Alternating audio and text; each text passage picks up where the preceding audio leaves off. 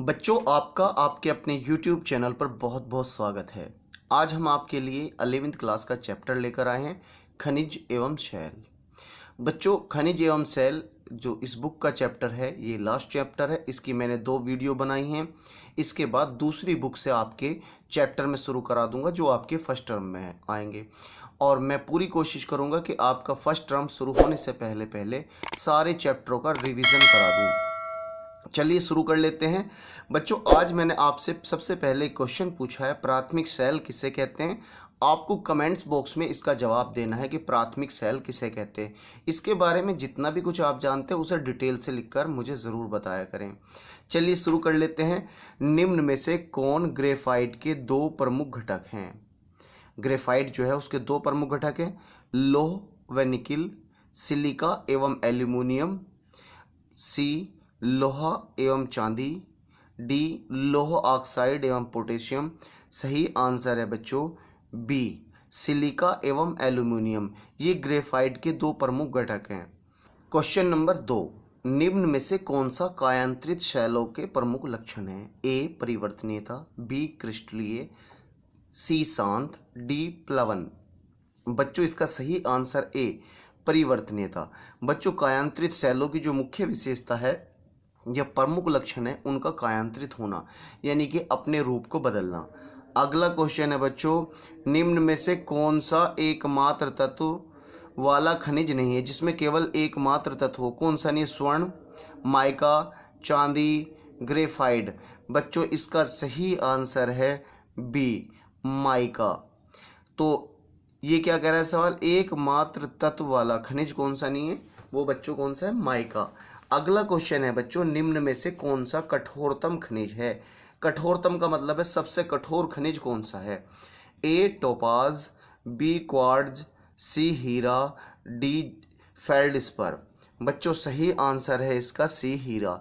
बच्चों, मैं आपसे बता दूं, वर्तमान में बहुत सारी किताबों में फेल्डस्पर सबसे कठोरतम तत्व दे रखा है, लेकिन फिर भी वैज्ञानिकों की यही मान्यता है कि हीरा सबसे कठोरतम तत्वों में से एक है। लेकिन बच्चों, अगर किसी सवाल में हीरा और फेल्डस्पर हो तो हीरे पे लगाएंगे, और अगर हीरा ना हो तब आप जो है आंसर में फेल्डस्पर पर लगाएंगे कि वो सबसे कठोरतम तत्व है। अगला क्वेश्चन है बच्चों, निम्न में से कौन शैल अवसादी नहीं है। इनमें से कौन सी शैल अवसादी नहीं है। आर्टोइलाइट, ब्रेशिया, बोरैक्स, संगमरमर।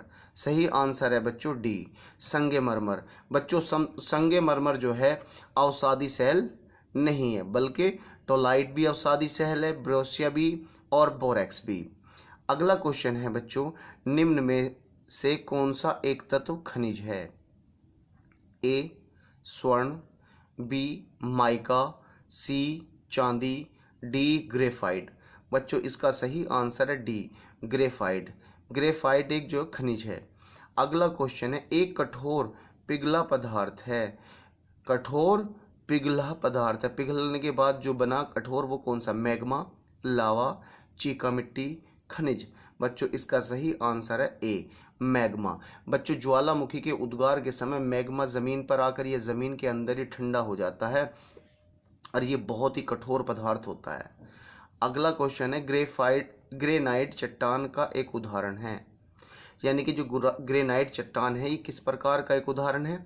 अग्नेय चट्टान का, बी परतदार चट्टान का, सी रूपांतरित चट्टान का, डी इनमें से कोई नहीं। बच्चों, तो इसका सही आंसर है ए, अग्नेय चट्टान का उदाहरण है। अगला क्वेश्चन है बच्चों, शैल के प्रमुख वर्ग निम्न में से कौन से हैं। जो शैल हैं उनके प्रमुख वर्ग कौन से हैं। अग्नेय शैल, अवसादी शैल, कायांतरित शैल, उपरोक्त तीनों। बच्चों, सही आंसर है इसका डी, उपरोक्त तीनों। बच्चों, शैलों के जो प्रमुख रूप हैं वो अग्नेय शैल, अवसादी शैल और कायांतरित शैल हैं। अगले क्वेश्चन की तरफ बढ़ेंगे, निम्न में से कौन सी शैल अग्नेय शैल है। कोयला, क्वार्ट्ज, बेसाल्ट, संगमरमर। बच्चों, इसका सही आंसर है सी, बेसाल्ट। बच्चों, बेसाल्ट जो है वो एक अग्नेय शैल है। क्वेश्चन नंबर 11 यानी 11, संगमरमर किस प्रकार की शैल है। ए अग्नेय शैल, बी तलछटी शैल, सी परिवर्तित सेल, डी अवसादी सेल। बच्चों इसका सही आंसर है सी, यानी परिवर्तित सेल। क्वेश्चन नंबर 12, अग्नेय चट्टानों या अग्नि चट्टानों में निम्नलिखित में से कौन सी विशेषताएं हैं? अग्नि चट्टानों की निम्न में से कौन सी विशेषताएं? ए परतें, बी तलछटी, सी कर्ण, डी रवे। सही आंसर है बच्चों इसका डी रवे। बच्चों अग्नि चट्टानों की जो मुख्य विशेषताएं हैं उनमें इसमें पाए जाने वाले रवे हैं। निम्न में से कौन सी चट्टान संगमरमर का मूल रूप है? बेसाल्ट, ग्रेफाइट, चूने का पत्थर, शैल। बच्चों इसका सही आंसर है सी चूने का पत्थर।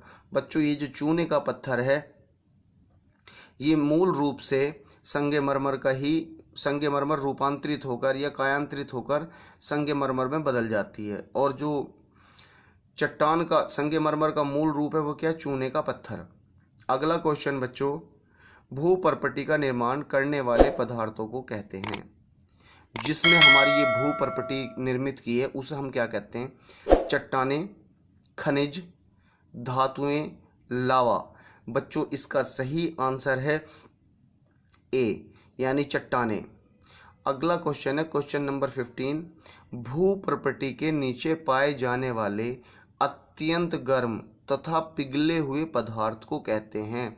हमारी जो भूपर्पटी है इसके नीचे पाए जाने वाला जो मटेरियल है वो बहुत गर्म और पिघला हुआ है, उसे क्या कहते हैं? लावा, मैग्मा, रवे, लाइट ग्रेबो। बच्चों इसका सही आंसर है बी यानी मैग्मा। हमारी जो भूपर्पटी है इसके नीचे बहुत ही गर्म और पिघली हुई अवस्था में एक पदार्थ रहता है जिस पदार्थ को बच्चों हम मैग्मा कहते हैं। और जब ये ज्वालामुखी उद्गार के कारण ऊपर आता है तब इसे हम लावा कहते हैं। ठीक है, कोई लिक्विड पदार्थ जमकर ठोस होता है वो लावा होता है। अग्नेय चट्टानों की रचना होती है ए अधिक दबाव से, बी मैग्मा तथा लावा के ठोस बनने से, सी टूटे हुए रवों के मिल जाने से, डी नदियों के निक्षेप से। बच्चों इसका सही आंसर है बी मैग्मा तथा लावा के ठोस बनने से। बच्चों जमीन के नीचे से निकलने वाला जो मैग्मा है जब वो ठंडा हो जाता है या लावा है वो ठंडा हो जाता है बच्चों तब अग्नेय चट्टानों का निर्माण होता है। अगला क्वेश्चन है, पहले से बनी चट्टानों के संगठित और टूटे हुए रवों से बनती हैं। यानी कि जो पहले से निर्मित चट्टानें हैं उनके या तो संगठित होने से या टूटे हुए रवों से बनती है। कौन सी चट्टानें बनती हैं? अवसादी चट्टानें, बी जैव चट्टानें, सी अग्नेय चट्टानें, डी रूपांतरित चट्टानें। बच्चों इसका सही आंसर है ए अवसादी चट्टानें। बच्चों अवसादी चट्टानों का जो निर्माण है वो जो चट्टानें होती हैं चट्टानें जो मूल रूप से बनी होती हैं जब या तो वो संगठित हों या टूटे हुए रवों से बने ऐसी चट्टानों को बच्चों हम अवसादी चट्टानें कहते हैं। अवसादी चट्टानों में पाए जाने वाले दो फॉसिल ईंधन बताइए यानी जीवाश्म ईंधन। बच्चों फॉसिल फ्यूल्स यानी जीवाश्म ईंधन कहते हैं। ए लकड़ी तथा पेट्रोलियम, बी कोयला तथा पेट्रोलियम, सी कोयला तथा जैव ईंधन, डी उपरोक्त में से कोई नहीं। बच्चों इसका सही आंसर है बी कोयला तथा पेट्रोलियम। बच्चों मैं आपसे बता दूं कोयले को ब्लैक डायमंड भी कहा जाता है। साथ ही मैं आपसे बता दूं ये जो जीवाश्म ईंधन है हज़ारों साल पहले जो पेड़ थे वो बाढ़ में या किसी भी कारण से ज़मीन के नीचे दब गए और पृथ्वी के आंतरिक दबाव के कारण वो कोयले में ठोस कोयले में परिवर्तित हो गए। इसी तरीके से मछली और बहुत सारे जीव उनके जो जिस्म से निकला हुआ लिक्विड है वो ज़मीन की तलहटी में बैठ गया। बाद में वो जब कवर हुआ और पृथ्वी के प्रेशर से वो फ्यूजल फ्यूल्स के रूप में बदल गया और आज हम उस फ्यूजल फ्यूल यानी डीजल पेट्रोल इन सब का इस्तेमाल अपनी ज़िंदगी में कर रहे हैं। अगला क्वेश्चन बच्चों, बनावट के आधार पर अवसादी चट्टानों की निम्न में से कौन सी किस्में हैं? ए यांत्रिक, यांत्रिक क्रिया द्वारा, बी रासायनिक क्रिया द्वारा, सी जैविक क्रिया द्वारा, डी उपरोक्त तीनों। बच्चों इसका सही आंसर है डी उपरोक्त तीनों। बच्चों अवसादी चट्टानों की जो किस्में हैं उनको जो बनती हैं तो उसमें यांत्रिक क्रिया द्वारा भी बनती हैं, रासायनिक क्रिया द्वारा भी बनती हैं, जैविक क्रिया द्वारा भी इनका निर्माण होता है। अगला क्वेश्चन है, भारतीय प्रायद्वीप के उत्तर पश्चिम भाग में विशाल चट्टानों से ढके हुए विशाल क्षेत्र को कहते हैं? अरावली श्रृंखला, हिमालय श्रृंखला, डेक्कन ट्रैप, उपरोक्त में से कोई नहीं। बच्चों इसका सही आंसर है सी यानी डेक्कन ट्रैप। भारतीय प्रायद्वीप के उत्तर पश्चिम का जो भाग है उसमें विशाल चट्टान हैं और इस विशाल क्षेत्र को बच्चों हम दक्कन का ट्रैप कहते हैं। इसमें महाराष्ट्र और उसके आसपास के इलाके इसी उसमें आते हैं। बच्चों इस चैप्टर की वीडियो में अलग से एक और बनाऊंगा क्योंकि ये काफ़ी सारे इसमें क्वेश्चन बन रहे थे और इन 2 वीडियो के बाद मुझे उम्मीद है कि आपका क्वेश्चन शायद ही कोई ऐसा बचे जो आपके एग्ज़ाम में ना पूछा जाए जो इससे संबंधित हो। यानी कि आप यूँ कह सकते हैं कि मेरी वीडियो से बाहर 90% चांस यही है कि कोई भी क्वेश्चन नहीं आएगा और जो क्वेश्चन आएगा वो 90% से भी ज़्यादा चांस है कि वो हमारी ही वीडियो से आएगा। आपका वीडियो देखने के लिए बहुत बहुत धन्यवाद।